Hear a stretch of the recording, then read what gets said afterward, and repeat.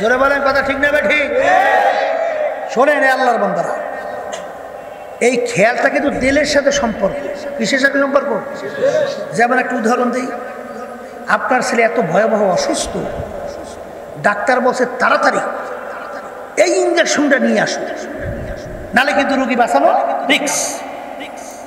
এই কথা শুনে আপনি দৌড় দিচ্ছেন, দৌড় দিয়ে আপনার রাস্তায় যাইতে আছেন, চার ফারাইছেন, পোল ফারাইছেন, লোকদের সঙ্গে কথাও বলছেন, ঠিক ঔষধের দোকানেও গেছেন, ঠিক ওই ঔষধই কিনছেন, সব কিনে টিনে আসছেন। বলেন যে এই রাস্তার ভিতরে যত কাজ করছেন, এক মুহূর্তের জন্য আপনি ছেলের কথা বলতে পারছেন? আসতে কর পারছেন, বলতে পারছেন? মুহূর্তেও কিন্তু আপনার ছেলের নাম অন্তর থেকে যায় না। এই জন্য দেখবেন আল্লাহ থাকে দুনিয়ার মধ্যে, কাজও করে, দুনিয়ার ব্যবসা বাণিজ্যও করে, বাজারও করে, কিন্তু দাঁত তেলটা কাটা ঘুরানো আছে কম্পাসের মতো আল্লাহর সঙ্গে। জোরে বলেন কথা ঠিক না ঠিক? এটা কিন্তু কি সম্পর্ক? অন্তরের সম্পর্ক, কলবের সম্পর্ক। কথা ঠিক? এই জন্য এক আল্লাহ বলছিলেন, हर तमन्ना दिल से रुखसात हो गई, हर तमन्ना दिल से रुखसात हो गई, अब तो आजा अब तो खिलवत आ गई। হে আমার মালিক, আপনি একটু এখন আমার কলবের দিকে তাকাইয়া দেখেন, আমার কলবের ভিতরে এখন গায়রুল্লাহ বলতে কিছু নাই। এখন আমার দিলটা একেবারে খালি। দয়া মায়া করে একটু রহমতের নজরে আমার দিকে তাকা। কি এই জন্য তো লা ইলাহা ইল্লাল্লাহ, এই যে বারবার জরব দেয় মিয়া, হাদিসের ভিতরে আছে, মান ক্বালা লা ইলাহা ইল্লাল্লাহ হাক্কান ফাদাখালাল জান্নাহ। যে লা ইলাহা ইল্লাল্লাহ হক আদায় কইরা কালিমা পড়বে, সে বেহেশতের ভিতরে ঢুকে যাবে। সুবহানাল্লাহ। কথা ঠিক না ঠিক? এই জন্য আমি বলতেছিলাম, এই যে কলব নামক যে গোশতের টুকরা, এইটা ভালো করা দরকার আছে না নাই? একটু জোরে মুখ খুলে বলেন, আছে না নাই? এই শরীরের ভিতরে যদি রোগ হয়, শরীরের ভিতরে রোগ হলে আমরা ডাক্তারের কাছে যাই না? হ্যাঁ, এলাকার ডাক্তার যদি বলে এই মিয়া তোমার এই চিকিৎসা এই মাদারীপুর হবে না, তুমি ঢাকা যাও, তখন অনেকে ঢাকা যাই না? এই ঢাকার চিকিৎসকরা যদি বলে এই চিকিৎসা বাংলাদেশে ভালো হবে না, অমুক দেশে যাও, তারপর জায়গা জমিন ঘর বাড়ি বিক্রি করিও, তারপর অনেক সময় ব্যবসা করি কি করি না, হ্যাঁ, তারপর ডাক্তার চিকিৎসার যাই কি যাই না। এরপর আমার বাচ্চাদেরকে জিজ্ঞাসা করি, অনেক সময় জায়গা জমিন বিক্রি করলো শরীরের চিকিৎসার জন্যে, তারপরেও কি একদিন মরণ লাগবে না লাগবে না? এটা মুখ খুলে সবাই বলেন, লাগবে কি লাগবে না? কিন্তু আমার বাজানদেরকে বলবো, হে কলবের যাত্রীরা, কবরের যাত্রীরা, ওই কলব নামে গোশতের টুকরা যদি তুমি সুস্থ পরিষ্কার পরিচ্ছন্ন না কইরা যদি খোদা না খাস্তা কবরে যাই আসো, তোমার জন্য চিকিৎসার জায়গা রাখছে আমার মালিক জাহান্নাম। জোরে বলো নাউযুবিল্লাহ। এই কলবের চিকিৎসক কারা? এই কলবের চিকিৎসক হলো হক্কানি উলামায়ে কেরাম, হক্কানি পীর বুজুর্গেরা।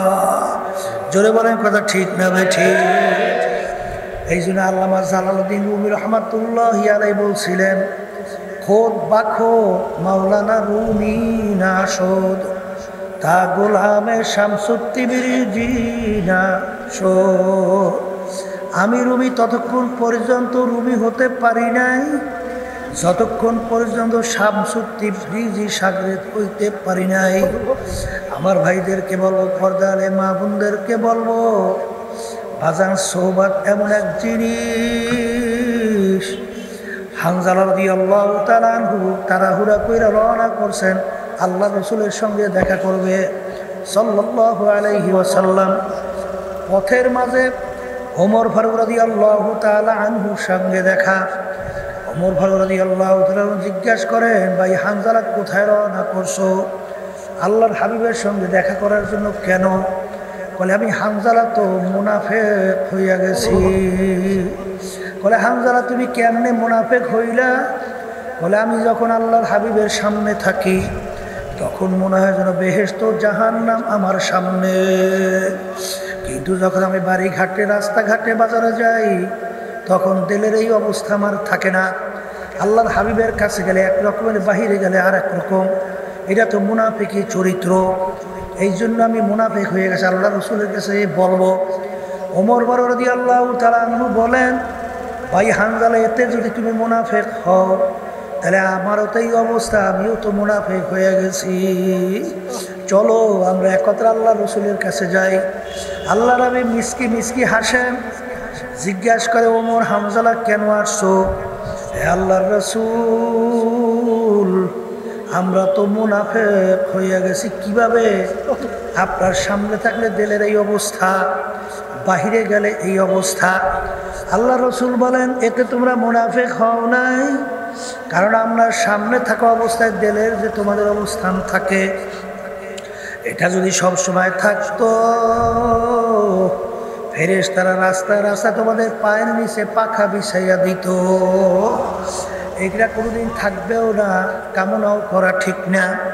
তাইলে বোঝা গেল আল্লাহর হাবিবের সামনে গেলে দিলের হালাত পরিবর্তন, বাহিরে গেলে পরিবর্তন আর এক ধরনের হয়। এই জন্য আমার বাজানদেরকে বলবো, আমার মালিক এর জন্যই তোমাকে আমাকে হুকুম করছেন, ওয়াকুনু মা'আস সাদিকিন, তোমরা সাদিকিন বান্দাদের সঙ্গী হও। এ দুনিয়াদার পাগল আমার বাবারা, একটু মাঝে মাঝে চিন্তা করো, চক্ষু বন্ধ করে একটু মুরাকাবা করো।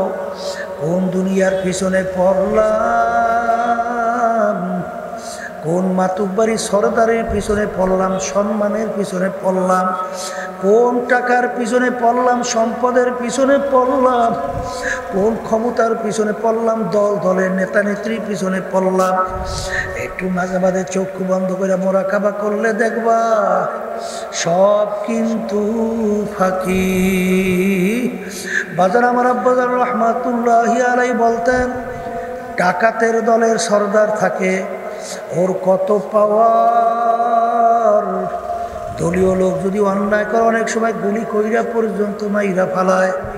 ওর মাতুব্বারি সরদারি কতক্ষণ? পুলিশের হাতে অ্যারেস্ট হওয়ার আগ পর্যন্ত। যখন পুলিশের হাতে অ্যারেস্ট হইয়া যায়, তাকে ধইরা যখন ডাকাতকে লাইথায় পুট দিয়া পাড়ায়, যখন ওর হাত পা ভাইয়া ফালায়, কোথায় যাইবে ওর সারগিরি, কোথায় যাইবে ওর বাবুগিরি। ফাসাও ফাতারা ইদিন কাশাফাল গুবারো আফরাসুন তাহতার জলকা আমে হেমারো। এ চক্ষুগুলা দুনিয়াদার পাগল, আজকে চক্ষুগুলা দুনিয়া আমি পরিচয় দেই, আমি পীর, আমি মুফতি, আমি মুহাদ্দিস, আমি চেয়ারম্যান, আমি এমপি, আমি মিনিস্টার, আমি জমিদার, আমি সভাপতি, সেক্রেটারি, আমি অমুক সম্পদের মালিক, অমুক টমুক সমুক। এ কবরের যাত্রীরা, এই পরিচয় কয়দিন চলবে?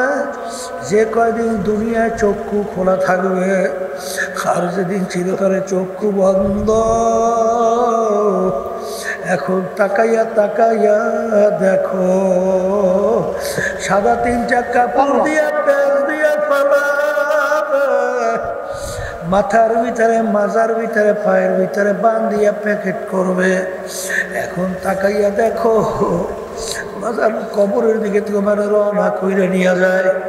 কবরে দেওয়ার পরে যার যার কাজে যায়। এখন তুমি দেখো, তুমি কি আসলে বর্মেয়ানা জাহান্নামের কয়েদি?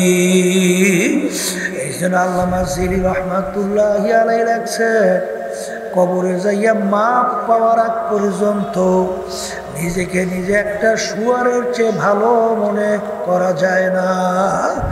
এই জন্য আমার বাজানদেরকে বলবো, পর্দালে মা বোনদেরকে বলবো, যাদের ইমান মজবুত ছিল, যারা আল্লাহর খাস বান্দা ছিল, আল্লাহর হাবিবের খাঁটি উম্মত ছিল, আসলে বাজান তারা দুনিয়া তেমন কোনো গুরুত্বই দিত না, সবসময় আখিরাতের গুরুত্বই তাদের ভিতরে থাকতো। ওমর ফারুক রাদিয়াল্লাহু তাআলা আনহু অর্ধেক দুনিয়ার রাজত্ব করলেন। তার ইতিহাস পড়লে দেখবে আমার মাওলার ভয়, জাহান্নামের ভয়। কানতে কানতে গাল মোবারকের ভিতরে দাগ পড়ে গেছিল।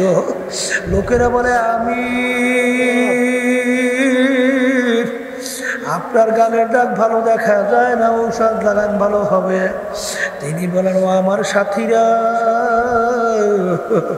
কিয়ামতের ময়দানে যখন মালিক জিজ্ঞাসা করবে ওমর কি আমল নিয়ে আসছো, বলবো মালিক তোমার ভয়, তোমার আযাব গজবে জাহান্নামের ভয়।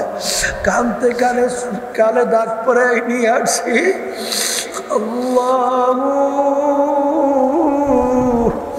বাজার ওমর ফারুক রাদিয়াল্লাহু তাআলা ইতিহাস পড়লে দেখবেন অনেক সময় রাস্তার ভিতরে ফেজা কুটা নাড়া হাতের ভিতরে উঠাইয়া দুই চোখের পানি ছাইয়া কান্দে আর বলে ও ফেজা কুটা নাড়া, তুই আমার চেয়ে অনেক ভালো, কারণ তুই মাটির সঙ্গে মিলে যাবি, তোর কোনো জাহান্নামও নাই, তোর কোনো হিসাব নিকাশও নাই। কিন্তু আমি ওমর মানুষ, কিয়ামতের ময়দানে আমার উঠতে হবে, মালিকের দরবারে হিসাব দেওয়া লাগবে। আমি ওমর কিভাবে হিসাব দেব? আরে ও ফেজা কুটা নারা, তুই আমার চেয়ে অনেক ভালো। বাজান আমার আব্বাজান বলতেন যেই মামলার তদবির নাই ওই মামলারও কিন্তু খালাস নাই। ওসমান গনি রাদিয়াল্লাহু তাআলা আনহু বাংলাদেশের মতো প্রায় 350 দেশের রাজত্ব করছিলেন। তার ইতিহাস পড়লে দেখবেন অনেক সময় কবর দেখলে এমনভাবে অঝরে কান্না শুরু করতেন, কানতে কানতে অনেক সময় দাঁড়ানো অবস্থায় ঠাস করে বইসা পড়ত। লোকেরা বলে আমি কবর দেখলে আপনি এরকম কেন অস্থির হইয়া যান? তিনি বলেন ও আমার সাথীরা, আখিরাতের যেই কয়টা ঘাটি তার প্রথম নম্বর ঘাটি হইল কবর। এই কবরে যার সঙ্গে ভালো ব্যবহার হবে সামনের ঘাটিতেও ভালো ব্যবহারের আশা করা যায়। এই জন্য আমি কবর দেখলে সহ্য করতে পারি না। বাজার আল্লাহর ওলিদের ইতিহাস পড়িয়া দেখো, বড় পীর আব্দুল কাদের জিলানী রাহমাতুল্লাহি আলাইহি বাজার একদিন মাওলার ঘরের সঙ্গে মাথাটারে টাকায় আর দুই চোখের পানি ছাইরা কাঁদে, আর মালিকের দিকে হাত উঠাইয়া দুই চোখের পানি ছাইরা দিয়া কান্দে আর ডাক দিয়া বলে এ আমার মালিক, তুমি যদি আমাকে মাপ নাই করো কিয়ামতের ময়দানে অন্ধ করে উঠাইও, কারণ দুনিয়ার মানুষ আমাকে বড় পিশাব বলছে।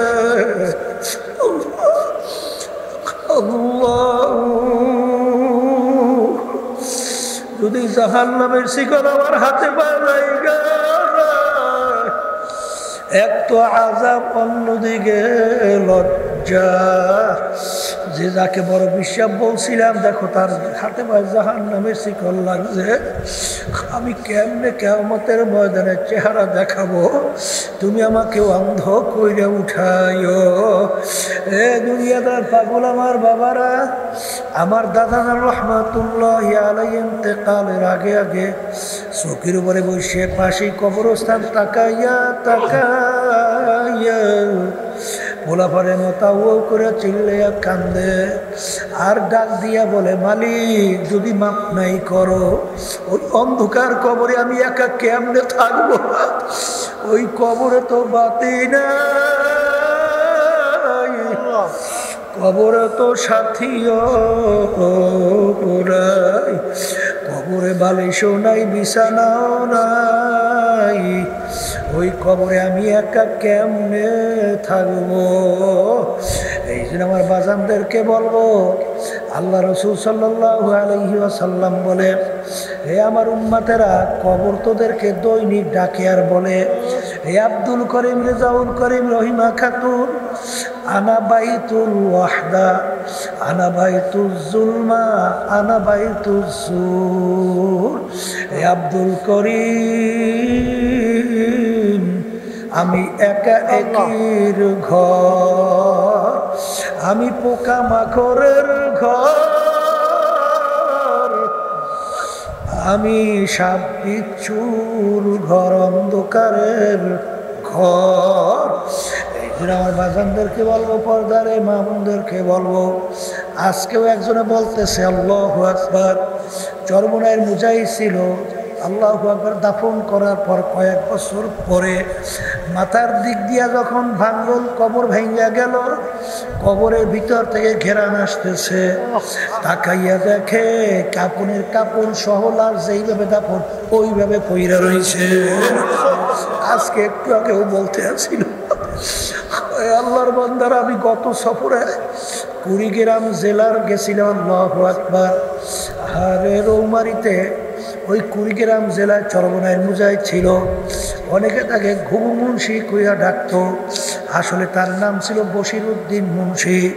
বাজান দুনিয়া থেকে বিদায় নিয়ে কবরে যাওয়ার পরে নদীর ভাঙ্গলে যখন তার কবর ভাইয়া গেল 32 বছর পরে, কাপড়ের কাপড় সহ লাশ তাজা বের হইয়া আসছে।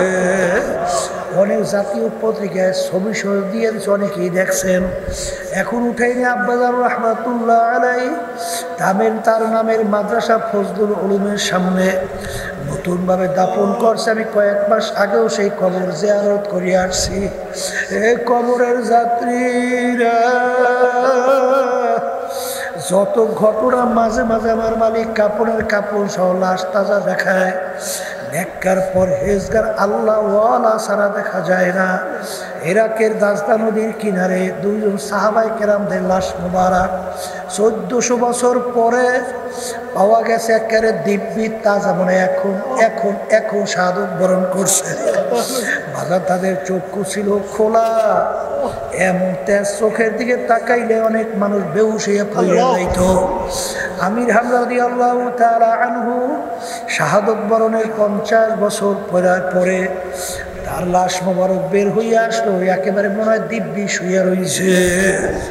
যত ঘটনা মাঝে মাঝে আমার মালিক দেখায়, কাপড়ের কাপড় সহ তাজা নেককার পরহেজগার আল্লাহ বলা ছাড়া দেখা যায় না। আবার কত কবরের সাপ দেখা যায়, আগুন দেখা যায়, চেহারা শুয়ারের চেহারা হইয়া পইয়া আছে, নামি স্থান পর্যন্ত জিহ্বাটা টাইনা ঝুলাইয়া রাখছে।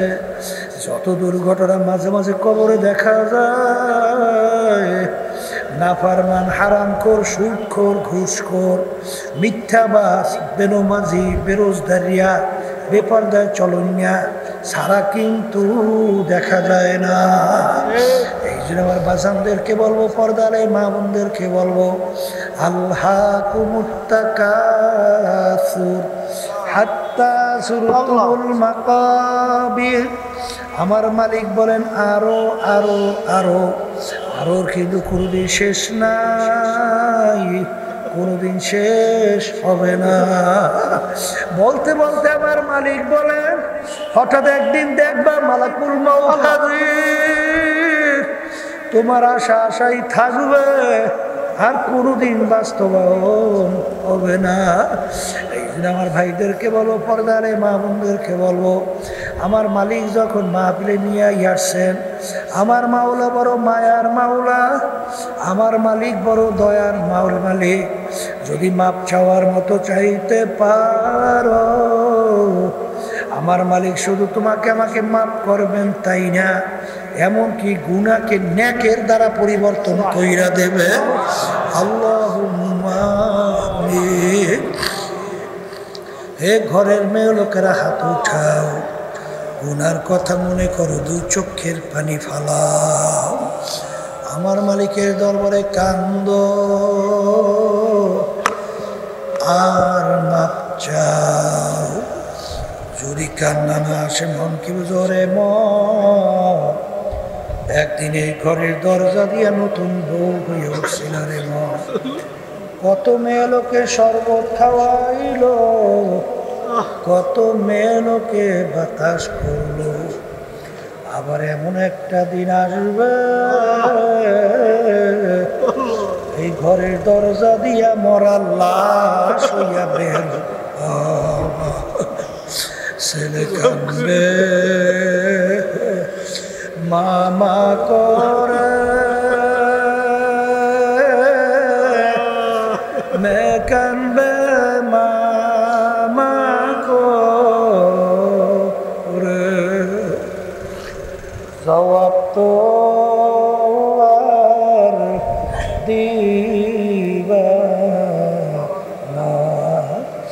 আল্লাহ আপনি একটু মাঠে দিয়ে চাইয়া দেখে আল্লাহ আপনার বান্দারা কিভাবে কাঁদবে।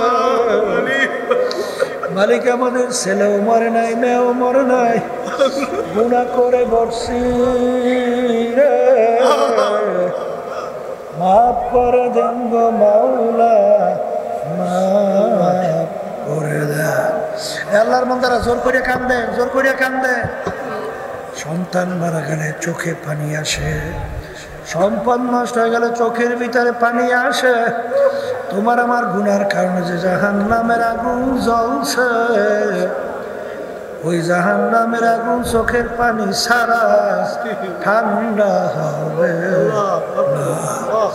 আল্লাহ যাদের ছেলে মাহফিল হইল, যারা মাহফিলের জন্য চেষ্টা খাটনি সাহায্য করলো, আমরা যারা মাহফিলে উপস্থিত হয়ে গেলাম, সবার উপরে খাস মেহেরবানি নাযিল করেন আল্লাহ।